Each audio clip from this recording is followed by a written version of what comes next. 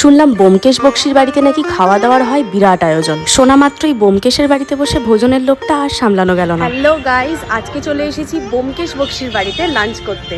চলো আমিও লাঞ্চ করবো আর তোমাদেরকেও দেখাবো কিরকম কি এক্সপিরিয়েন্স। আমিও ফার্স্ট টাইম এলাম, চলো দেখা যাক। ওভার এক্সাইটমেন্টে নিজের খিদে বাড়িয়ে মহল রেস্টুরেন্টে ঢুকে আমি তো জাস্ট অবাক। কথায় আছে মাছে ভাতে বাঙালি, কিন্তু এত মাছের আইটেম দেখলে তো বাঙালি নিজেই কনফিউজড হয়ে যাবে। গোটা হোটেলটা জুড়ে ছিল একটা নস্টালজিয়ার ছোঁয়া, সাথে কলা পাতায় ভাত পরিবেশন, মানে অথেন্টিক বাঙালিয়ানার ফ্লেভার। আমি নিয়েছিলাম ডাল ভাত, চিংড়ি মাছের মালাইকারি, চাটনি আর পাঁপড়। ভাত থেকে শুরু করে মাটন অব্দি প্রতিটা খাবার এখানে আলাদা করে কেনা যায়, সুতরাং থালি সিস্টেম বা ওয়েস্টেজের কোনো জায়গা নেই। আর খাবারের টেস্ট অসাধারণ বললেও কম হয়। ডাল থেকে শুরু করে চাটনি অব্দি প্রতিটা খাবারে খুঁত বার করার কোনো জায়গা নেই। চিংড়ির পিসগুলো এত বড় ছিল যে এক পিস খেয়ে মন ভরবে না।